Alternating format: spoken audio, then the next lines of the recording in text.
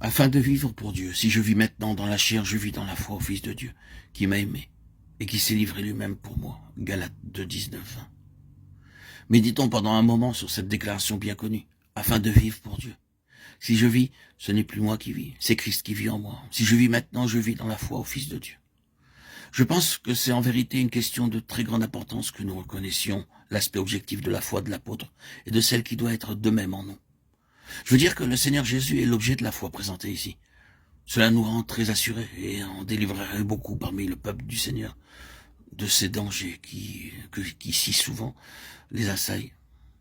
Maintenant, remarquez que l'apôtre dit « j'ai été crucifié avec Christ ». Il ne dit pas « je suis en train d'être crucifié avec Christ » ou « je vais être crucifié avec Christ » ou « j'ai commencé à un moment donné d'être crucifié avec Christ et je continue d'être crucifié avec Christ et ce jusqu'à la fin ». Non, ce n'est pas ce qui est dit, mais j'ai été crucifié avec Christ. Ce qui veut dire, c'est que la chose a été accomplie dans sa totalité lorsque Christ fut crucifié. Non pas qu'une partie de moi-même fut crucifiée et qu'une bonne part supplémentaire a été laissée pour être crucifiée, mais que le tout fut crucifié en lui. Donc, dit-il, j'ai en effet accepté de façon précise, en tant que chose pleine et complète, en tant que réalité, que j'ai été crucifié dans le Fils de Dieu, qui m'a aimé et qui s'est livré lui-même pour moi. C'est là où la vie de foi commence.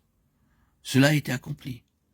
Ma préoccupation n'est donc pas de chercher chaque jour à être crucifié, de me prendre en compte et de m'inspecter dans tout ce que je suis par nature en vue de le crucifier. Tout cela lui incombe entièrement, tandis que je lui fais confiance.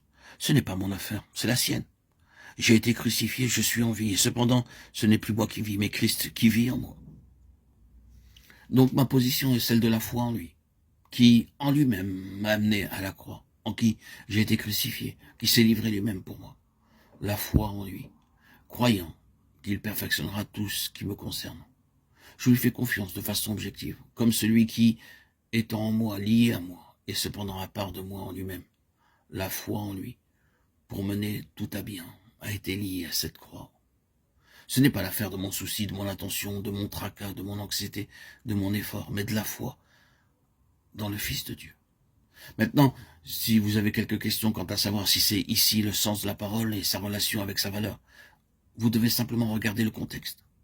En relation avec quoi Paul dit-il ceci? C'est par la foi que je suis mort à la loi. J'ai été crucifié avec Christ. Le rapport est établi avec la loi. Quelle était l'intention et l'objet de la loi? La loi est bonne, elle est parfaite, elle a pour dessein de nous rendre semblables à Dieu, de produire la piété, ou de reproduire l'image de Dieu, ou les traits de la piété en nous.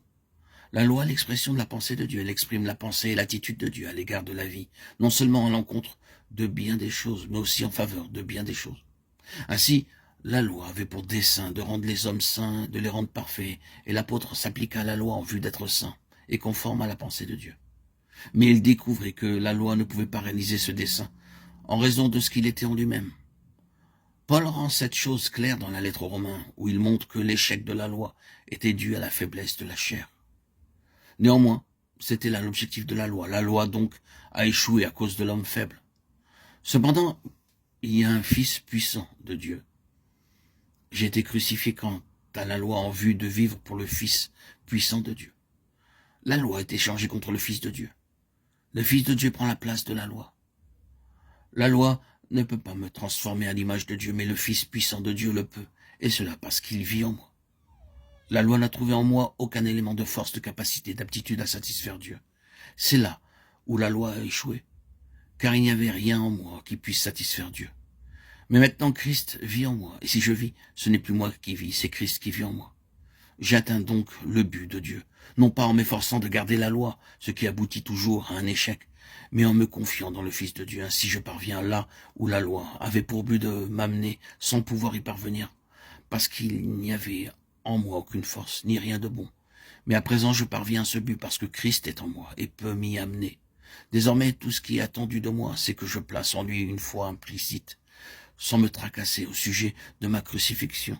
Cela est accompli en Christ, et je lui laisse la charge d'en réaliser l'œuvre en moi.